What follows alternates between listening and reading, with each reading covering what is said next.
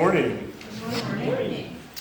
Some say this is Super Bowl Sunday, and it's so important that many of the flock, as it were, are busy preparing their nacho dips.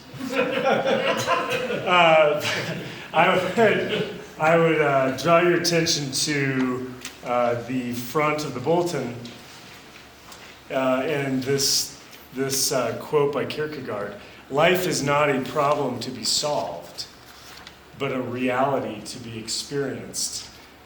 And I think that we often don't orient that way. At least I don't often orient that way. I'm sort of oriented usually to life is a problem. Let me bring the solution. Versus life is not a problem, but a reality to be experienced. And what a relief that is. So this morning I invite us to try to open up the aperture of our being to experience reality, because it's always before us.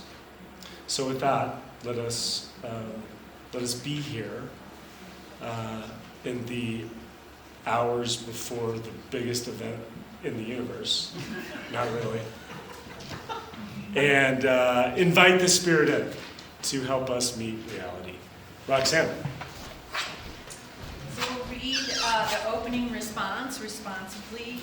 The congregation does the dark print.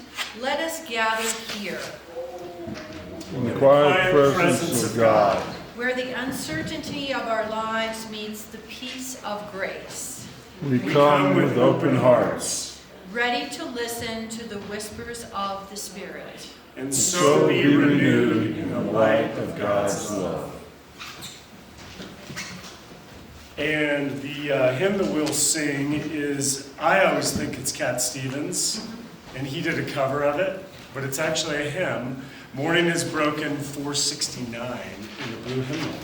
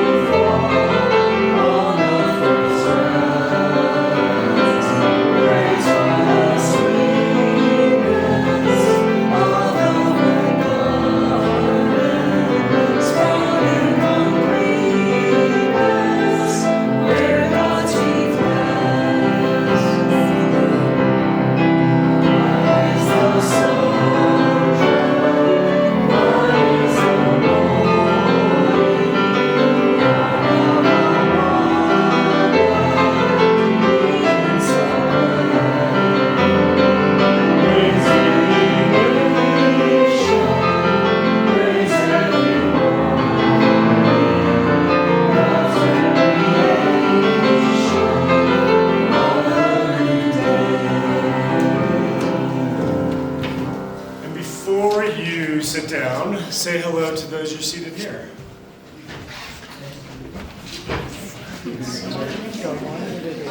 oh Yeah, that's okay. Oh, I want you to meet someone.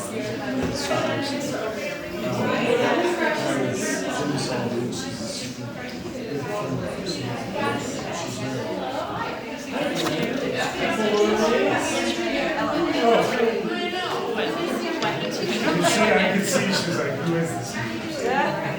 Don't you know this? Good morning. Ellen. Nice to meet you. Yeah. Good morning.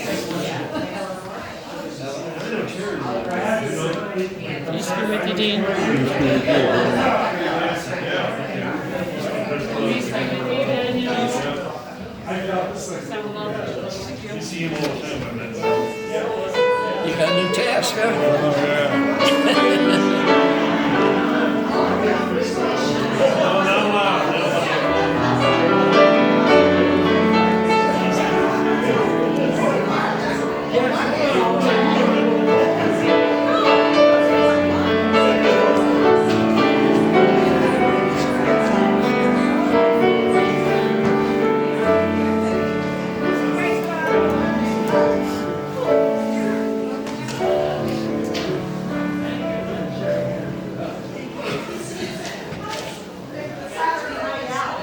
Okay, well, good morning.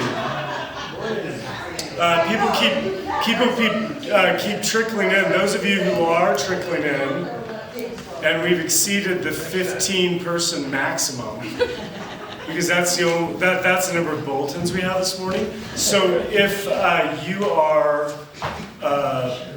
near someone who doesn't have a bulletin, you can share. It's really kind of a fun thing to do. Share with those you're near. Announcements this morning. I don't have really too many. Paula, you always have an announcement. Oh, no, What do you have for I us? wanted to ask what the release show is at the end of this month here at the church. Oh, right. Okay, that is a new announcement. Ryan Benthal, who has filled in for Daniel, he has an album release show right here on the 20th of February at 6 p.m. And if you've seen Ryan play, he's not really a church pianist. I don't know really what that is. Daniel's not a church pianist either. And we don't really know what that is, except for he doesn't play hymns a lot. He's a jazz pianist, and he's very, very good as a jazz pianist. He's kind of learned the songs we ask him to play here, and he's sort of like stabs around and then finds his rhythm.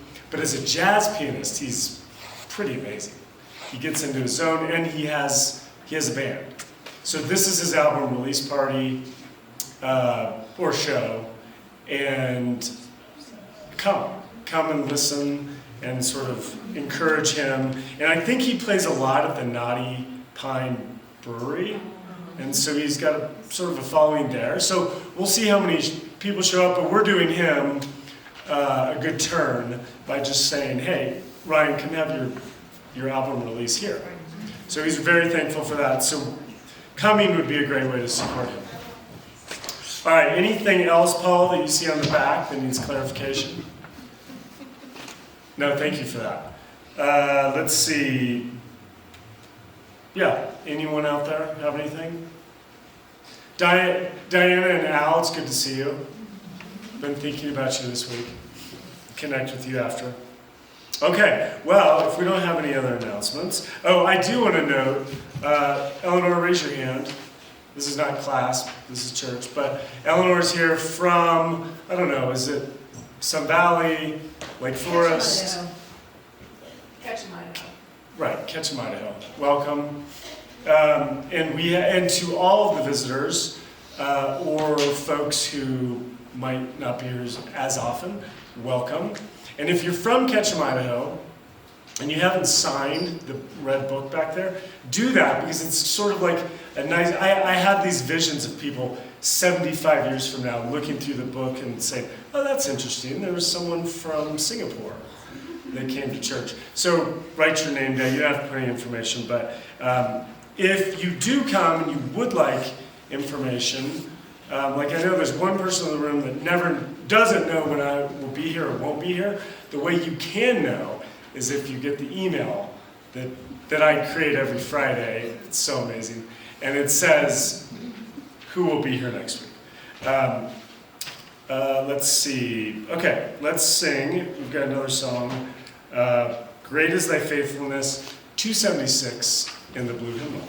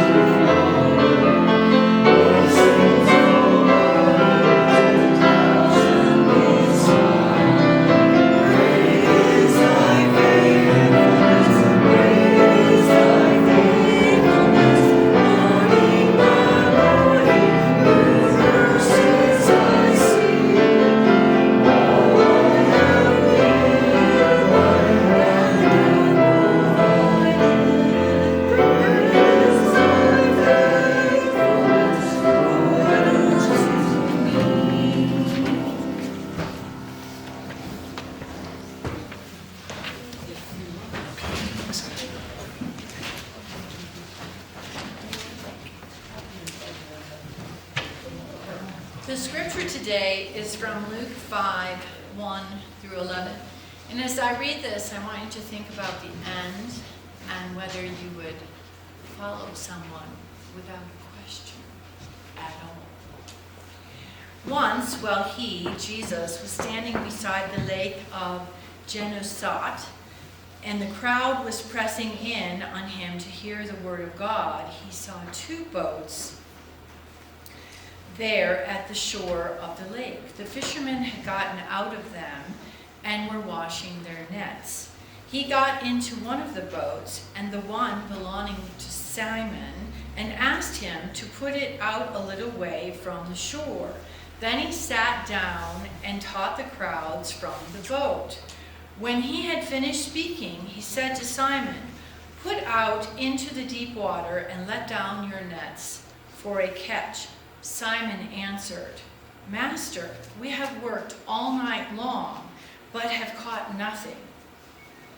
Yet, if you do as I say so, I will let down the nets." When they had done this, they caught so many fish that their nets were beginning to burst. So they signaled their partners in the other boat to come and help them. And they came and filled both boats so that they began to sink. But when Simon Peter saw it, he fell down at Jesus' knees, saying, "Go away from me, Lord, for I am a sinful man." For he and all who were with him were astounded at the catch of fish that they had taken.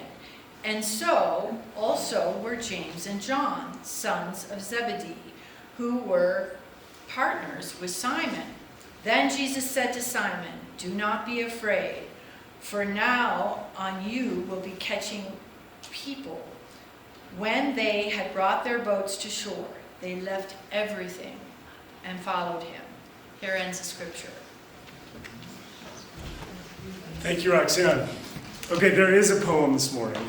I couldn't find it before my time was here. This poem is from my friend Ronald Roybal, who I ran many miles with this gentleman at CU, and he is from Pewaukee, New Mexico, and the poem is called Roadrunner from Mars. He's also an artist. If you can see his Roadrunner, if you want to see that Roadrunner more closely, I'll text it to you if you let me know. All right, Roadrunner from Mars. My cousin saw a Roadrunner perched on her fence, staring in her window on a snowy day. And she felt it was her dearly departed dad stopping by to visit. She posted it on her Facebook, along with endearing pictures of her father, my uncle. While painting, I listened to Faith No More's Woodpecker from Mars on repeat. It's a song I've been mesmerized with since I was a kid.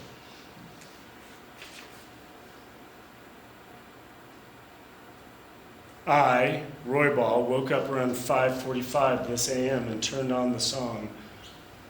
Oh, sorry, you know what? Lord. I'm reading his text to me as a poem. Okay, start over. Woodpecker from Mars. I know, it sounded poetic, didn't it? Is this how you read? It's a presentation, people. Okay, Roadrunner from Mars. I think actually, yes, here we go. Oh gosh. My child. This is more poetic. My child, I see you. I like that first one though. My child, I see you.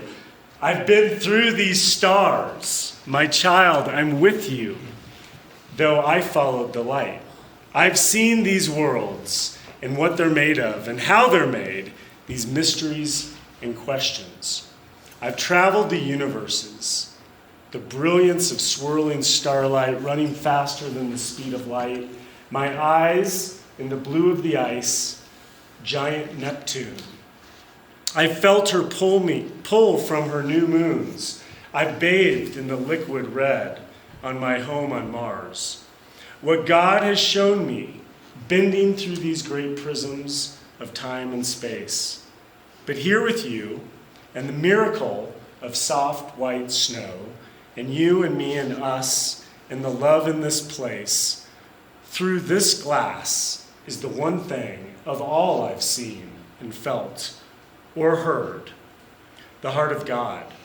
What's in these tears as they drop on snow and turn to ice and galaxies, God's alchemy to intensify love through loss and grief and mixed through time. It's the only way. My child, I see you as you look up to these stars. My child, I'm with you as you look to the light and ponder these mysteries. And where is love? And I tell you now, it is here and is always with you. And I told Ronald I would read that last week, and I didn't. Because I said it works so well with the sermon. But, hopefully if you're connecting with what is, it always works.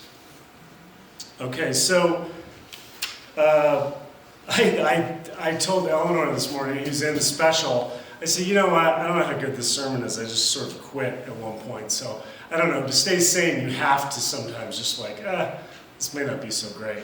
But we'll see. Let's see.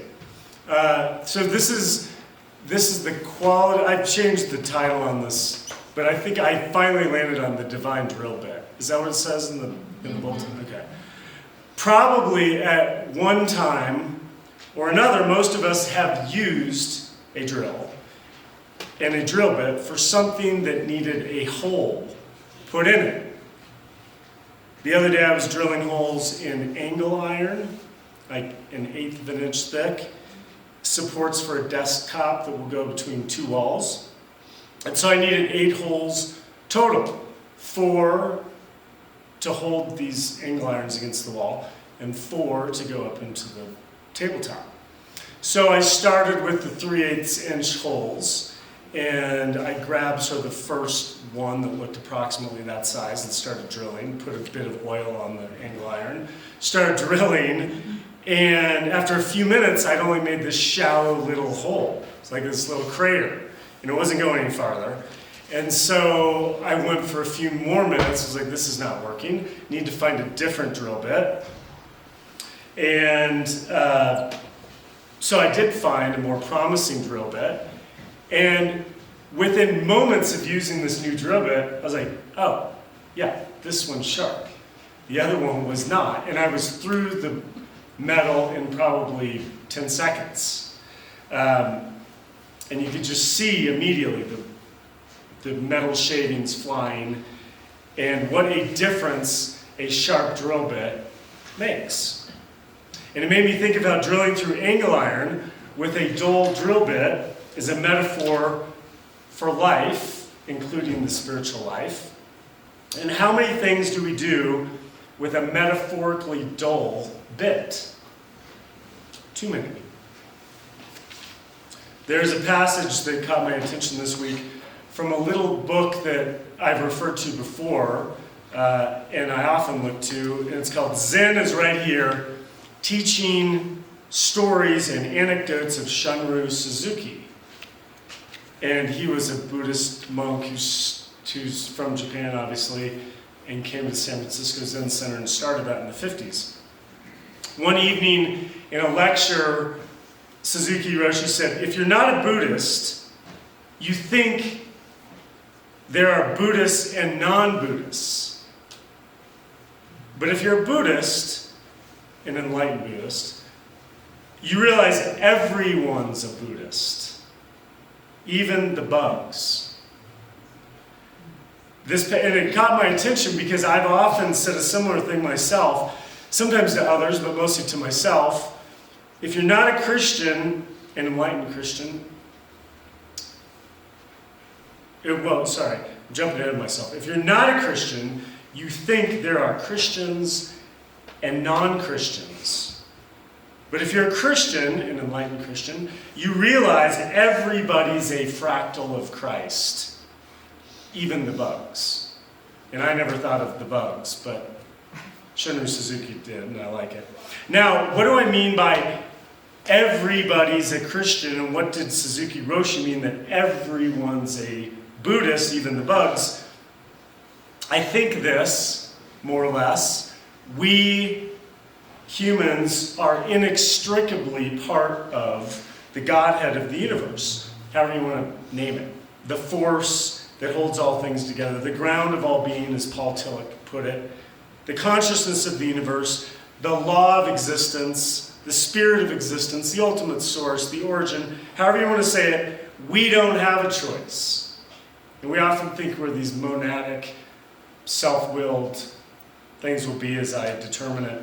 But we're part of everything, of God as a small fractal. And it's all way beyond our comprehension. What we do have a choice in is how we will, or I think, we will inhabit, how will we inhabit our current state of incarnation as one small fractal of everything. Will we be a conscious fractal, or will we be a happy to be a largely unconscious fractal? Friday night, it's good to have traditions. I've tried to work into our family a tradition of watching Groundhog Day.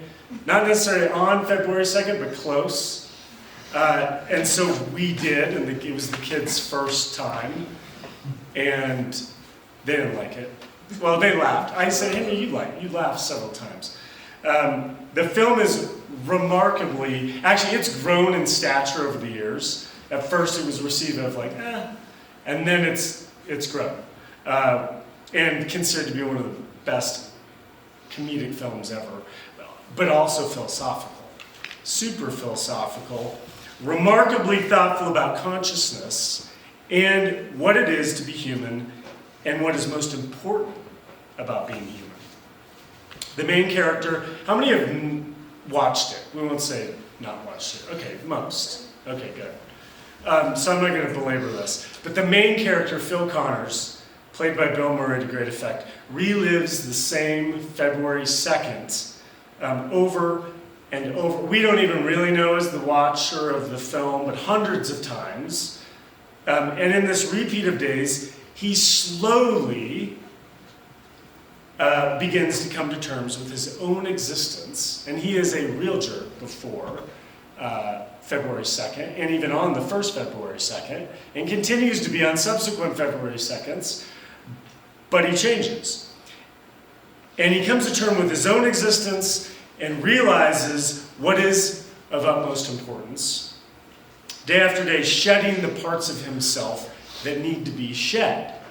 Eventually, presumably because of this progress that he has made, Phil is released from his February 2nd imprisonment when he wakes up joyously to February 3rd and is free to live the rest of his life, now with a freedom and insight and joy and wisdom to the secret of life that he didn't have prior to many subsequent February 2nds.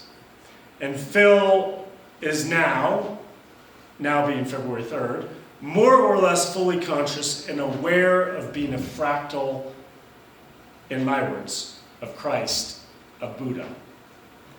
If we were a dull drill bit, would we submit ourselves to be sharpened? Do we know that we're a dull drill bit? Maybe, maybe not. Phil Connors didn't. Most often, we're contented to be dull drill bits, not capable of drilling through the material at hand. We don't realize what we're actually capable of. And therein lies sort of the tragedy. Sometimes, like it did for Phil in Groundhog Day, an event collides with us with such force that it forces upon us a sharpening that we didn't ask for, a refocusing of our attention on what's really important. And the little bit here is it usually involves suffering. And I might want to say, unfortunately, but I'm not going to say that. It requires suffering. I think the meaning of the story we read in Luke is something like, and this may be a bit of a force, but I do think it's something like the dull drill bit and Phil Connor. Most of us go along drilling with a dull drill bit with haphazard results, living a life that is unhappy, not fully unhappy, but maybe on balance, and ego-centered like Phil Connor's, fishing all day, not catching fish. Until we realize, in or not, in whatever way it comes to us, that there is a better way. For Phil Connors, this means taking stock of his life and who he has been through suffering as he wakes up day after day after day, same days, same scenarios, same people in front of him. You know, it's like living in a small town of lions. See the same people over and over, or Nederland. But by living the same day over and over, he begins to understand what really matters and how his choices and responses to life can change everything for the better. In the story we read from Luke this morning, the fishermen fished all night without success. And then they're told by Christ, by the Master, as the text puts it, to put out into the deep water and let down the nets. And they, I don't know, I think they protested and said, but we've been doing this all day. But they go ahead and do it, and they catch an extraordinary amount of fish. Now, did that really happen? It doesn't matter. It's instructive. You might say, but how do I know who the Master is? Who do I listen to? And that we could talk about that for a long time. But the simple common sense answer is, it's obvious if you just pay attention. Now, I didn't put this in the sermon because but I need to say this. Many people have said to me before, well, God told me. And so they're doing some crazy thing. And, well, God told me the opposite. So you can get into that little vice. But with common sense, we're not talking about specificity necessarily here. We're talking about the basics. And the basics are pretty obvious if we'll just pay attention. Like Phil,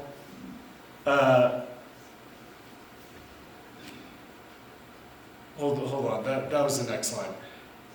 What I did want to say though is this. Sure, there's spiritual practices to help us listen to what the Master is that can help you pay attention. But listen to your gut. We don't spend enough time practicing that, listening to that. And I've said to myself and others many times, you know that little voice that you go, oh yeah, I heard that about 4 hours ago, and I ignored it. That's your gut, or part of what that is. Really listen. We know the way of wisdom more than we think we do. Okay, but like Phil, we're going to mess up plenty of times. And here's the good part.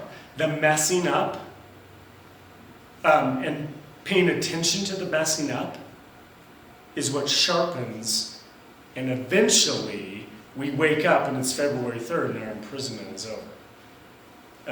The secret is keeping at it.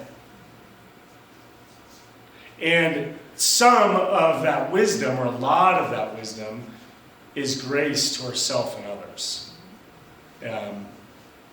By the way, this year in Punxsutawney, Pennsylvania, Phil did see a shadow, and as did Buffalo Burt in Buffalo. And 6 more weeks of winter, folks. And it snowed last night. So it looks like the groundhog was right this year. All right. I think there's a song to be sang. Let's do it. 291. And we're just going to sing 1 and 2. Is that okay?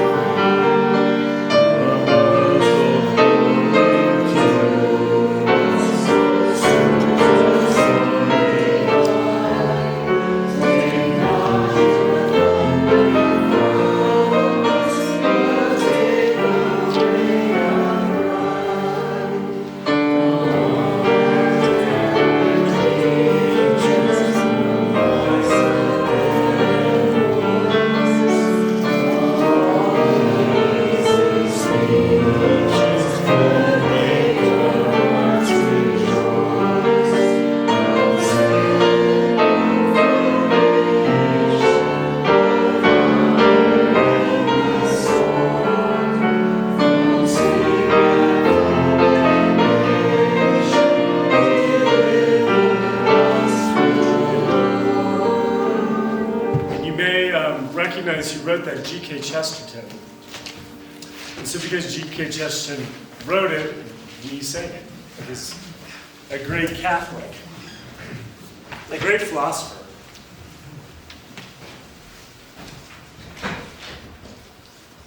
We now will pass the offering plates, a spiritual practice of giving with gratefulness, hope, and belief that you, this community of faith, and the Spirit amongst us, makes up a difference. As the plates come around, please know how grateful the church is for the generosity of time, resources, and talents that so many give. Can I have a couple of folks come up and help? Thank you.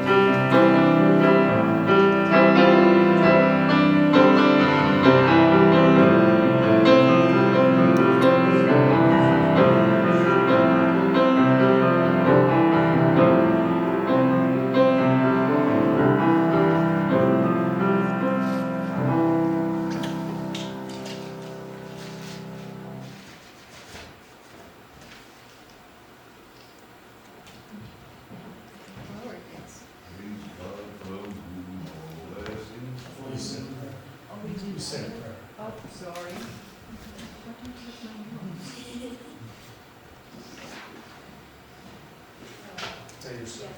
Sorry. I see. Okay, thank you. Let us pray. O God, inspired by grace, with the spirit of gratitude, we give measure of all that we have, and through our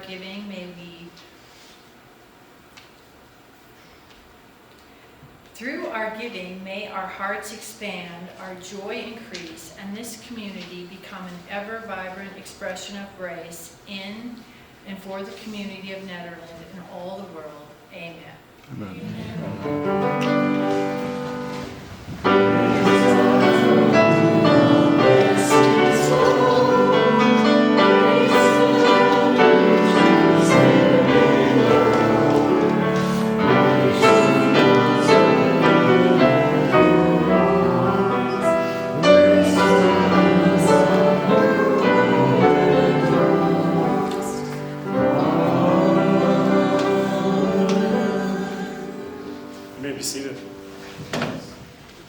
And we'll send, our song of sending this morning is one we sing from time to time, and it's a spiritual, so you can stand for this.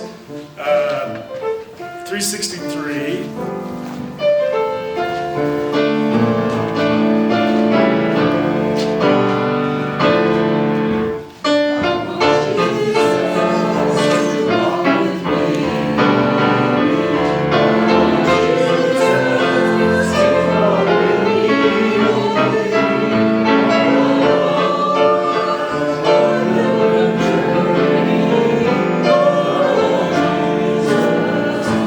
Walk with me.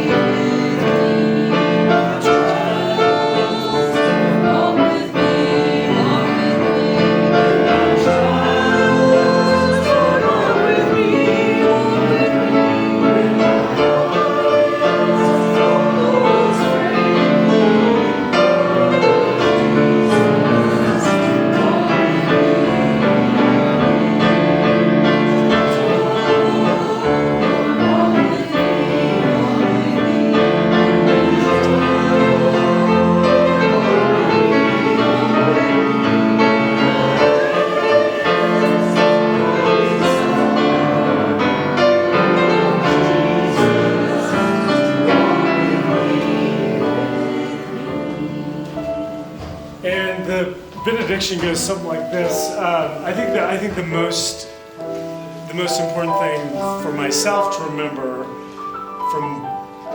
from the words that were shared this morning was just keep at it. And a lot happens if you just keep at it and have grace for yourself. How many times have you looked back at a moment that, oh, now I know the really funny joke that I should have told in that moment? Or you look back and go, gosh, that was stupid, the thing I said. So have grace for yourself, because guess what? You get another chance if you keep at it. And do so in grace. And you might take that last song we said, I want Jesus to walk with me. You can play with that song and put someone else in there as well. Who do you want to walk with you? Because we all need more than ourselves to walk with us.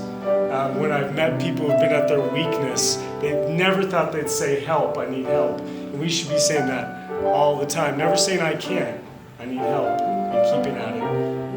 And Cindy, you have something? Okay, I got a comment. I didn't get back here in time for Joy's, because I was fixing food up. But one of the joys is we have a wonderful, I assume you're a teenager. She's 12. Well, almost. She's getting there. And we have 3 others in the back. We have Daniel and Zyla brought a friend, Stephanie. So, what a joy that we have 4 young people here. So thank you for coming. Excellent. And I think there's coconut cake out there, is that right? And all the people said, let's go.